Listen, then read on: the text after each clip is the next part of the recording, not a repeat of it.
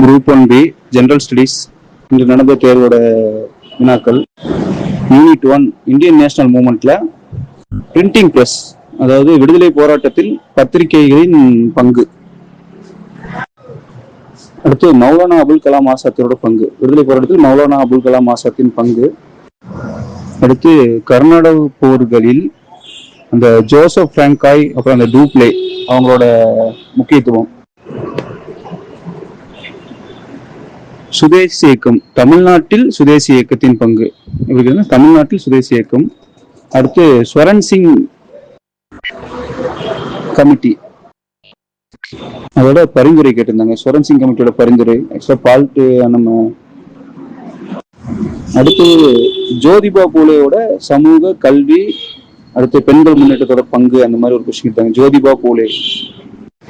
Unit 2 social இஷ்யூஸ்ல first question, பெண்களுக்கு அதிகாரம் அளிக்கும் வகையிலும் சட்ட வலிமை கொடுக்கும் வகையிலும் இந்தியாவில் இயற்றப்பட்ட சட்டங்கள்.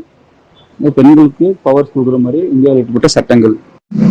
அதே 10 மார்க்ல அதே உமன் எம்பவர்மெண்ட்ல ஒரு கொஸ்டின் இருந்தது. பெண்களுக்கு சாதகமான திட்டங்கள், இந்திய அரசோட பெண்களுக்கான ஃபேவரான திட்டங்கள், உமன் எம்பவர்மெண்ட்கான திட்டங்கள் சொல்லி ஒரு 10 மார்க் கொஸ்டின். அடுத்து Tamil Nadu child scheme 2021. Unit 3 ethics and இன்டெகிரிட்டில கோட் ஆஃப் கண்டக்ட் ஒரு கொஸ்டின் கேட்டிருந்தாங்க. அடுத்து ஆளுமையில் நேர்மை மற்றும் கண்ணியத்தின் முக்கியத்துவம், கவர்னன்ஸ்ல நேர்மை மற்றும் கண்ணியத்தின் முக்கியத்துவம்.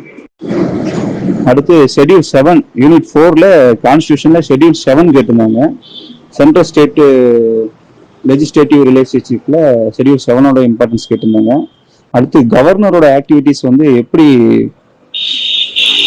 ஃபெடரலிசம் அஃபெக்ட் பண்ணுது அப்படிங்கிற மாதிரி ஒரு கொஸ்டின். யூனிட் 5 சயின்ஸ் அண்ட் டெக்ல ஜெனட்டிக் இன்ஜினியரிங் பத்தி ஜெனரலா கேட்டிருந்தாங்க. ஜெனட்டிக் இன்ஜினியரிங்கோட அடுத்து கேன்சர் வைரஸஸ லிஸ்ட் பண்ண சொல்லியிருந்தாங்க. கேன்சர் காரணமான வைரஸ்களை லிஸ்ட் பண்ண சொல்லியிருந்தாங்க. அடுத்து ஐஎஸ்ஆர்ஓட தோற்றம், வளர்ச்சி, அதோட ஃபங்க்ஷன்ஸ் கேட்டிருந்தாங்க. யூனிட் 6 தமிழ் சொசைட்டில பண்டைய தமிழர்கள் அயல்நாட்டு வாணிப தொடர்பு, பண்டைய தமிழர்களின் அயல்நாட்டு வாணிப தொடர்பு, அது ஒரு கொஸ்டின். அடுத்து திராவிட கழகத்தின் தோற்றம், வளர்ச்சி, அது ஒரு கொஸ்டின். மூணாவது தமிழ்நாட்டின் நிலமைப்பு, அதில் திராவிடர்களின் நிலை. அடுத்து பாலிடிக்ஸ், அடுத்து ஜியோகிராஃபில யூனிட் 7 புவிசார் அரசியலில் இந்திய கொள்கை, ஜியோ பாலிடிக்ஸ் ஜெனரல் சொல்லியிருந்தாங்க.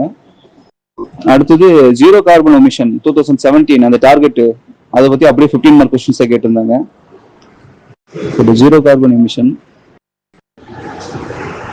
அடுத்து இந்திய கடலடி, அதாவது இந்திய பெருங்கடலின் கடலடி நிலத்தோற்றம். அடுத்து யூனிட் 8 என்விரான்மெண்டல்ல எக்கோசிஸ்டம், ஜெனரலா எக்கோசிஸ்டம் கேட்டிருந்தாங்க. அடுத்து நம்ம வெண்மை புரட்சி, வர்கீஸ் குரியன், அதோட இம்பாக்ட், அது கேட்டிருந்தாங்க.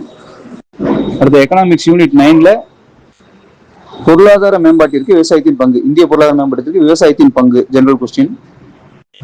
அடுத்து சம்பந்தமே இல்லாம இந்தியன் பாலிட்டியில இருந்து ஒரு கொஸ்டின், அதாவது நம்ம ஃபண்டமெண்டல் ரைட்ஸை எக்கனாமிக்ஸோட யூனிட்ல கேட்டிருந்தாங்க. ஸோ அவ்வளவுதான், எல்லாமே டைரக்ட் கொஸ்டின் தான் இருந்தது. அனாலிட்டிக்கல் கொஸ்டின்ஸ் அவ்வளவா இல்லை.